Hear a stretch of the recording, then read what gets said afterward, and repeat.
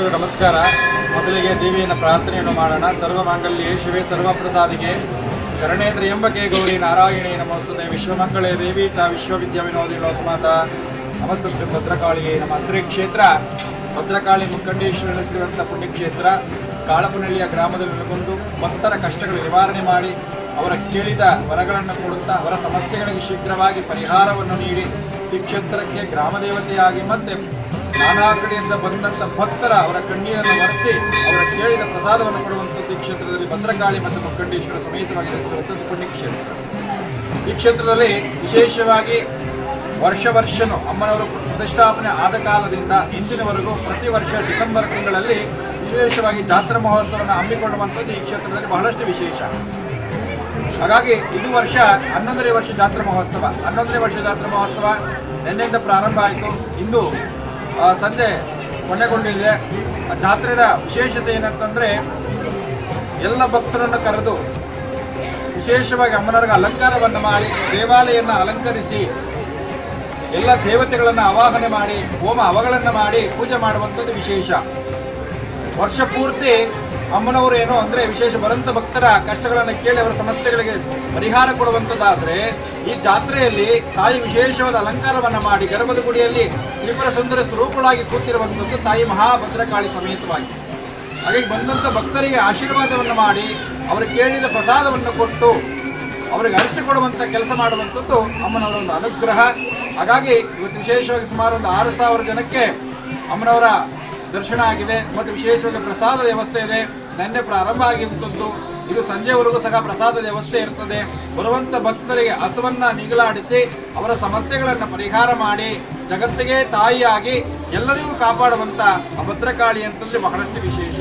ಹಾಗಾಗಿ ಬೆಳಗ್ಗೆ ಅಮ್ಮನವರಿಗೆ ಅಭಿಷೇಕ ಆಗಿ 7:30 ಮಹಾಮಂಗಳಾರತಿ ಆಯಿತು. ಅದಾದ ನಂತರ 10:30 ಭದ್ರಕಾಳಿ ಪ್ರಧಾನ ಹೋಮ ಆಯಿತು. ಪ್ರಧಾನ ಹೋಮ ಆದ ನಂತರ 11 ಗಂಟೆಗೆ ಪ್ರಾಕೋರಸ್ಥವಾಗಿ ಪೂರ್ಣಾವತಿ ಆಗಿತ್ತು.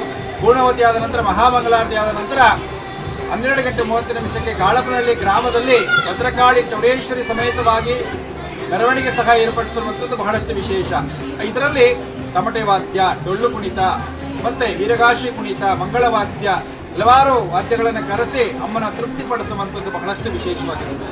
ಈ ಕೈಲಾಸ ಇಲ್ಲೇ ನಾವು ನೋಡುವಂಥದ್ದು ಇರ್ತದೆ. ಹಾಗಾಗಿ ನೋಡಬೇಕಾದ್ರೆ 2 ಕಣ್ಣು ಸಹ ನಮ್ಮ ಸಾಲೋದಿಲ್ಲ ಆ ವೈಭವ ನೋಡಬೇಕಾದ್ರೆ. ಹಾಗಾಗಿ ಈ ಜಾತ್ರೆಗೆ ಬಂದಂಥ ಎಲ್ಲ ಭಕ್ತರಿಗೂ ಅಮ್ಮನ ಆಶೀರ್ವಾದ ಆರೋಗ್ಯ ಭಾಗ್ಯಗಳನ್ನು ಕೊಟ್ಟು ಎಲ್ಲರನ್ನು ಕಾಪಾಡಲಿ, ಜಗತ್ತಿಗೆ ಆ ತಾಯಿ ಅನುಗ್ರಹ ನೀಡಲಿ, ಸಂಕಷ್ಟಗಳ ಅತಿವೇಗದಲ್ಲಿ ಪರಿಹಾರ ಮಾಡಲಿ. ಈ ಜಗತ್ತಿಗೆ ಆ ತಾಯಿ ಅನುಗ್ರಹದಿಂದ ಎಲ್ಲ ಸಮಸ್ಯೆಗಳನ್ನು ಪರಿಹಾರ ಮಾಡಿ ನಾನು ನನ್ನದು ಎನ್ನ ಅಹಂಕಾರವನ್ನು ತೊಳೆದು ಒಳ್ಳೆಯ ಬುದ್ಧಿಯನ್ನು ಕೊಡಲಿ ಅಂತ ಹೇಳ್ತಾ ಎಲ್ಲರಿಗೂ ಒಳ್ಳೆಯದಾಗಲಿ.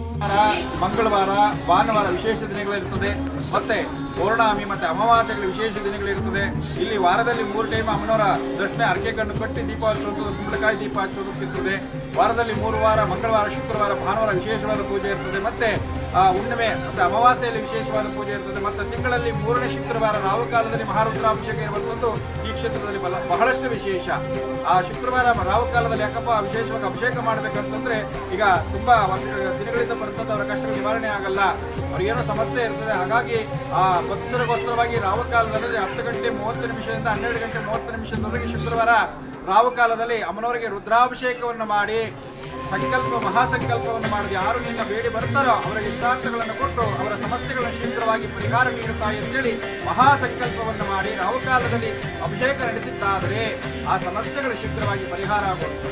ಆ ಜಗತ್ತಿಗೆ ತಾಯಿ, ಆ ಜಗತ್ತಿಗೆ ತಂದೆಯಾದಂತಹ ಒಂದೇ ಗರ್ಭದಲ್ಲಿ ಕೂತಿರುವಂತ ಪರಮೇಶ್ವರನ ಅನುಗ್ರಹ ಮತ್ತೆ ಆ ತಾಯಿ ಭದ್ರಕಾಳಿ ಅನುಗ್ರಹ ಎಲ್ಲರೂ ಸಿಗಲಿ. ಕ್ಷೇತ್ರಗಳಿಂದ ಮತ್ತು ಚೌಡೇಶ್ವರಿ ಮತ್ತೆ ಕಾಲಭೈರವ ಮತ್ತೆ ಮಹಾವೃತ್ತಂಗಿರಿ ದೇವಿ, ಗುರು ವೀರಭದ್ರೇಶ್ವರ ಸ್ವಾಮಿ ನೆಲೆಸಿರುವಂತಹ ಪುಣ್ಯಕ್ಷೇತ್ರದಲ್ಲಿ ಬಂದು ಆ ದೇವಿಯ ಅನುಗ್ರಹ ಪಡೆದ ನಿಮ್ಮ ಸಂಕಷ್ಟಗಳ ನಿವಾರಣೆ ಆಗುವಂಥದ್ದು ಬಹಳಷ್ಟು ವಿಶೇಷ. ಎಲ್ಲರೂ ನಮಸ್ಕಾರ. ಸರ್ವೇದನ ನಮಸ್ಕಾರ.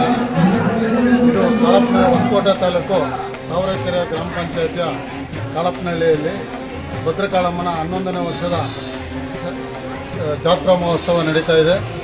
ಇಲ್ಲಿ ಮೊದಲು ಚಿಕ್ಕದಾಗಿ ಒಂದು ಗುಡಿಯನ್ನು ಕಟ್ಟಿ ನಾಗರಾಜ ಶಾಸ್ತ್ರಿಗಳು ಹಾಗೂ ಬಸವರಾಜಪ್ಪ ಆರಾಧ್ಯರು ಬಸವನ ದೇವಸ್ಥಾನ ಪೂಜಾರಿಯಾಗಿದ್ದರು.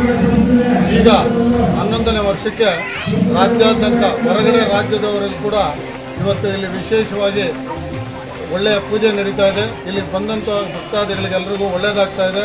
ಅವರ ಕಷ್ಟ ಕಾರ್ಪಣ್ಯಗಳು ನಿವಾರಣೆ ಆಗ್ತಾ ಇದೆ. ಇಲ್ಲಿ ಆ ತಾಯಿಯ ಭಕ್ತಿ ಕೃಪೆಯಿಂದ ಎಲ್ಲರ ಆರೋಗ್ಯ, ಅವರ ಕಷ್ಟಗಳು, ಅವರ ನೋವುಗಳು ಎಲ್ಲವೂ ದೂರವಾಗಿ ಅವರು ಒಳ್ಳೆಯ ಜೀವನವನ್ನು ಸಾಗಿಸಲು ಈ ತಾಯಿ ಕೃಪಾ ಕಟಾಕ್ಷ ಎಲ್ಲರ ಮೇಲೂ ಇದೆ. ನಾನು ಇದೇ ಗ್ರಾಮದಲ್ಲಿ ಇದ್ದಂಥವನು. ಒಂದು ಚಿಕ್ಕ ಗುಡಿ ಇವತ್ತು ಬೃಹದಾಕಾರವಾಗಿ ಬೆಳೀತಾ ಇದೆ. ಇನ್ನು 12ನೇ ವಾರ್ಷಿಕೋತ್ಸವದಲ್ಲಿ 101 ಅಡಿ ತಾಯಿಯ ಜಗನ್ಮಾತೆಯ ಒಂದು ವಿಗ್ರಹನ ಪ್ರತಿಷ್ಠಾಪನೆ ಮಾಡ್ತಾ ಇದ್ದೀವಿ. ಇದಕ್ಕೆ ಎಲ್ಲರೂ ಭಕ್ತಾದಿಗಳೆಲ್ಲರೂ, ಸುತ್ತಮುತ್ತ ಗ್ರಾಮಸ್ಥರೆಲ್ಲರೂ ಸಹಾಯ ಹಸ್ತ ನೀಡಿ ನೀವು ಆ ತಾಯಿಯ ಒಂದು ವಿಗ್ರಹಕ್ಕೆ ನಿಮ್ಮೆಲ್ಲರ ಸಹಾಯಧನವನ್ನು ನಾವು ದಯವಿಟ್ಟು ಕೋರುತ್ತೇವೆ. ಇಲ್ಲಿ ಊಟ ಪ್ರತಿಯೊಬ್ಬರಿಗೂ ಅನ್ನದಾಸೋಹ ಹಾಗೂ ಬಂದಂಥ ಭಕ್ತಾದಿಗಳೆಲ್ಲರಿಗೂ ಒಳ್ಳೆಯದಾಗ್ತಾ ಇದೆ. ಈಗ ಮೊದಲು ಒಂದು ಊರಿಗೆ ಮಾತ್ರ ಸೀಮಿತ ಆಗಿತ್ತು. ಈಗ ಇಡೀ ಗ್ರಾಮ ಹಾಗೂ ತಾಲೂಕು, ಜಿಲ್ಲೆ, ರಾಜ್ಯಾದ್ಯಂತ ಹೊರ ರಾಜ್ಯಗಳಿಗೂ ಕೂಡ ಭದ್ರಕಾಳಮ್ಮನ ಒಂದು ಕೃಪಾ ಕಟಾಕ್ಷ ಆಗ್ತಾ ಇದೆ. ದಯವಿಟ್ಟು ಎಲ್ಲ ಭಕ್ತಾದಿಗಳು ಈ 11ನೇ ವರ್ಷದ ವಾರ್ಷಿಕೋತ್ಸವವನ್ನು ಆನಂದದಿಂದ, ಸಂತೋಷದಿಂದ ನಡೆಸಿಕೊಡಬೇಕಾಗಿ ತಮ್ಮಲ್ಲಿ ಕಳಕಳೆಯ ಮನವಿ. ಮುನಿರಾಜು, ಮಾಜಿ ಗ್ರಾಮ ಪಂಚಾಯತಿ ಸದಸ್ಯರು. ಮನುಪಮಾನ್ ಪಂಚಸೂತ್ರ ಕೃತ ಒಂದೇ ಪಂಚಾಚಾರ್ಯನ್ ಜಗದ್ಗುರು. ಕಾಳ್ಕನಹಳ್ಳಿ ಗ್ರಾಮ ಬೆಂಗಳೂರು ಗ್ರಾಮಾಂತರ ಜಿಲ್ಲೆಯಲ್ಲಿ ಒಂದು ಕುಗ್ರಾಮ ಇದೆ. ಹೊಸಕೋಟೆ ತಾಲೂಕಿನ ಈ ಒಂದು ಗ್ರಾಮದಲ್ಲಿ ಭದ್ರಕಾಳಿ ಮತ್ತು ಪ್ರತ್ಯಂಗಿರ ಶಕ್ತಿಪೀಠ ಅಂತೇಳಿ ಸ್ಥಾಪನೆಗೊಂಡು ಇಂದಿಗೆ 11 ವರ್ಷಗಳಾಯಿತು. ಅದಕ್ಕೂ ಮೊದಲು ಪೂರ್ವದಲ್ಲಿ ನಾಗರಾಜ ಶಾಸ್ತ್ರಿಗಳು ಶಾಸ್ತ್ರವನ್ನು ಹೇಳ್ಕೊಂಡು ಬರ್ತಾ ಇದ್ದಂಥದ್ದು. ಅವರು ಒಂದು ಬಾರಿ ಯಾವುದೋ ಒಂದು ಪೂಜೆಯನ್ನು ಮಾಡಿಸಲಿಕ್ಕೆ ನದಿ ದಡದಲ್ಲಿ ಹೋದಾಗ ಆ ಒಂದು ಶಕ್ತಿ ದೇವತೆ ಪೀಠ ಅವರಿಗೆ ಸಿಕ್ಕಿತು. ಅಲ್ಲಿಂದ ಪ್ರಾರಂಭಗೊಂಡಂಥ ಈ ಒಂದು ಶಕ್ತಿಪೀಠದಲ್ಲಿ ಭದ್ರಕಾಳಿ ತಾಯಿ ಸಮೇತ ಈ ಒಂದು ಸ್ಥಾಪನೆಗೊಂಡು ಅಲ್ಲಿಂದ ಶುರುವಾದಂಥದ್ದು ಇವತ್ತು ಬಹಳ ಬೃಹದಾಕಾರವಾಗಿ ಈ ದೇವಾಲಯ ನಡ್ಕೊಂಡು ಬರ್ತಾ ಇದೆ. ಇದು 11ನೇ ವರ್ಷದ ಜಾತ್ರಾ ಮಹೋತ್ಸವ. ಇವತ್ತು ಆಧುನಿಕ ಕಾಲದಲ್ಲಿ ವಿಜ್ಞಾನ ಎಷ್ಟೇ ಬೆಳೆದರೂ ಸಹ, ತಂತ್ರಗಾರಿಕೆ ಎಷ್ಟೇ ಇದ್ದರೂ ಸಹ ದೇವರನ್ನು ಮೊರೆ ಹೋಗುವಂಥ ಜನರು ಇವತ್ತು ಈ ಭಾರತೀಯ ಸಂಸ್ಕೃತಿಯಲ್ಲಿ, ಈ ದೇಶದಲ್ಲಿ ನಾವು ಕಾಣ್ತಾ ಇದ್ದೀವಿ. ಇವತ್ತು ನಾನು ಬೆಳಗಿನಿಂದಲೂ ಇಲ್ಲಿ ಜಾತ್ರಾ ಮಹೋತ್ಸವದಲ್ಲಿ ಪಾಲ್ಗೊಂಡಿದ್ದೀನಿ. ಎಷ್ಟೊಂದು ಜನ ತನ್ನದೇ ಆದಂಥ ಹರಕೆಗಳನ್ನು ಹೊತ್ತು ಆ ದೇವರ ಮೊರೆ ಹೋಗ್ತಾ ಇರುವಂಥದ್ದನ್ನು ನಾವೆಲ್ಲರೂ ಇಲ್ಲಿ ಕಾಣ್ತಾ ಇದ್ದೀವಿ. ನಿಜಕ್ಕೂ ಆ ದೈವಶಕ್ತಿ ನೋಡಿ. ಇವತ್ತು ಒಬ್ಬ ಆಸ್ಪತ್ರೆಯಲ್ಲಿ ತುರ್ತು ಚಿಕಿತ್ಸೆ ಪಡ್ಕೊಳ್ತಾ ಇರೋಂಥ ವ್ಯಕ್ತಿ ಕೊನೆಯಲ್ಲಿ ಅವರು ಡಾಕ್ಟ್ರು ಒಂದು ಮಾತನ್ನು ಹೇಳ್ತಾರೆ, ಇದರ ಮೇಲೆ ಎಲ್ಲ ಪ್ರಯತ್ನಗಳು ಮುಗಿದಿದೆ, ಇನ್ನೇನಿದ್ರು ಆ ಒಂದು ದೇವರ ಪ್ರಯತ್ನ ನಿಮ್ಮ ಮೇಲೆ ಆಗಬೇಕು, ಆ ದೇವರ ಕೃಪೆ ಆದರೆ ಎಲ್ಲವೂ ಸರಿ ಹೋಗ್ತಿದೆ ಅಂತೇಳಿ ಅಂತಹ ಒಬ್ಬ MBBS ಮಾಡಿರೋಂಥ ಒಬ್ಬ ಡಾಕ್ಟ್ರು ಹೇಳ್ತಾ ಇದ್ದಾರೆ ಅಂತಂದರೆ, ದೇವರನ್ನೇ ಕೊನೆ ತೋರಿಸ್ತಾರೆ ಅಂತಂದರೆ ಆ ದೇವರೇ ಎಲ್ಲಕ್ಕೂ ಕಾರಣ. ಆ ಒಂದು ಮೂಲವನ್ನು ಇಟ್ಕೊಂಡು ಇವತ್ತು ಈ ಜನ ಕಾಳ್ಕನಹಳ್ಳಿ ಕ್ಷೇತ್ರದಲ್ಲಿ ಈ ಶಕ್ತಿಪೀಠದಲ್ಲಿ ನಾಗರಾಜ ಶಾಸ್ತ್ರಿಗಳ ನೇತೃತ್ವದಲ್ಲಿ ಈ ಒಂದು ಕಾರ್ಯಕ್ರಮ ನಡೀತಾ ಇದೆ. ದೇವರಿಗೂ ಭಕ್ತರಿಗೂ ಮಧ್ಯದಲ್ಲಿ ಶಾಸ್ತ್ರಿಗಳು ಏನು ಮಾಡ್ತಾ ಇದ್ದಾರೆ, ನಾಗರಾಜ ಶಾಸ್ತ್ರಿಗಳು ಅಂದರೆ ಮಾಟ ಮಂತ್ರ ಮಾಡಲಿಕ್ಕೆ ಹೋಗ್ತಾ ಇದ್ದಾರೆ. ಅವ್ರು ಮಾಡ್ತಾ ಇರೋದಿಷ್ಟೇ, ಭಕ್ತರ ಹರಕೆಯನ್ನು ದೇವರಲ್ಲಿ ಪ್ರಾರ್ಥನೆ ಮಾಡ್ತಾರೆ. ದೇವರ ಆಶೀರ್ವಾದವೇ ನಿಮಗೆ ಸದಾ ಇರ್ತದೆ ಅಂತೇಳಿ ಪೂಜೆ ಮಾಡಿ ಆಶೀರ್ವಾದ ಮಾಡಿ ಕಳಿಸುವಂಥದ್ದು. ಎಷ್ಟೋ ಜನ ಹರಕೆಯನ್ನು ಹೊತ್ಕೊಂಡು ಬಂದವರು ಅವ್ರದ್ದೆಲ್ಲ ಬಯಕೆಗಳು ತಿಂದಾಗ ಅವರದೇ ಆದಂಥ ಒಂದು ಸೇವೆಯನ್ನು ಈ ಕ್ಷೇತ್ರಕ್ಕೆ ಸಲ್ಲಿಸ್ತಾ ಇರೋದನ್ನು ನೀವೆಲ್ಲರೂ ಪ್ರತ್ಯಕ್ಷದರ್ಶಿಗಳಾಗಿ ನೋಡ್ತಾ ಇದ್ದೇವೆ. ಈ ಶಕ್ತಿಪೀಠ ಎಷ್ಟು ಬೇಗ ಬೆಳೀತು ಅಂತಂದರೆ ಅಷ್ಟೊಂದು ಪವಾಡವನ್ನು ಹೊಂದಿರುವಂಥ ತಾಯಿ ಜಗನ್ಮಾತೆ ಇಲ್ಲಿ ಪ್ರತಿಷ್ಠಾಪನೆಗೊಂಡಿರುವಂಥದ್ದು. ಆ ತಾಯಿ ಕೃಪೆಗೆ ಯಾರ್ಯಾರು ಭಾಜನರಾಗಿದ್ದಾರೆ ಅವರೆಲ್ಲರೂ ಇವತ್ತು ಒಂದು ವಿಶೇಷವನ್ನು ಕಂಡೆ. ನಾನು ತಾಯಿ ಬಂಗಾರದ ಹಸ್ತವನ್ನು ತಾಯಿಗೆ ಮಾಡಿಸ್ಕೊಟ್ಟಿದ್ದಾರೆ. ಮೆಡ್ರಾಸ್ನವರು ಯಾರೋ ಭಕ್ತರು ಅಂತ ಅವರ ಸಂಕಲ್ಪ ಅವ್ರಿಗೆ ನೆರವೇರಿದಾಗ ಆ ಒಂದು ಅರ್ಕೆಯನ್ನು ತಂದು ಸುಮ್ಮನೆ ಯಾರೂ ಬರೋದಿಲ್ಲ. ಆ ದೇವಿಯ ಕೃಪೆ ಅವರ ಮೇಲೆ ಆದಾಗ ಆ ಒಂದು ಪ್ರಭಾವದಿಂದ ಇಲ್ಲಿ ನಡೀತಾ ಇದೆ ನಿತ್ಯ ದಾಸೋಹ. ಇವತ್ತು ಕೋಲಾರ ಜಿಲ್ಲೆಯಲ್ಲಿ ನಾನು ನೋಡಿದಂಗೆ ಇವತ್ತು ನಿತ್ಯ ದಾಸೋಹ ಸಮೇತ ಇಲ್ಲಿ ನಡೀತಾ ಇರೋ ದೇವಾಲಯ ಅಂತಂದರೆ ಈ ಒಂದು ಭದ್ರಕಾಳಿ ಶಕ್ತಿ.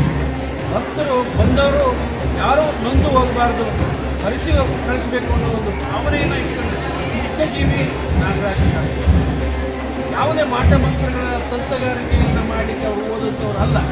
ದೇವರನ್ನ ಪ್ರಾರ್ಥನೆ ಮಾಡಿ ದೇವರಿಂದ ಏನು ಆಶೀರ್ವಾದ ಆಗ್ತದೆ ಆ ಭಕ್ತರಿಗೆ ಅದನ್ನು ನೆರವೇರಿಸ್ಕೊಂಡು ಬರ್ತಾ ಇದೆ. ಇದು ಯಶಸ್ವಿಯಾಗಿ ಮುಂದೆ ಸಹ ಬೆಳೀಲಿ, ಇದೇ ರೀತಿ ಬೆಳ್ಕೊಂಡು ಹೋಗಲಿ ಅಂತೇಳಿ ನಾನು ಅಪೇಕ್ಷೆಯನ್ನು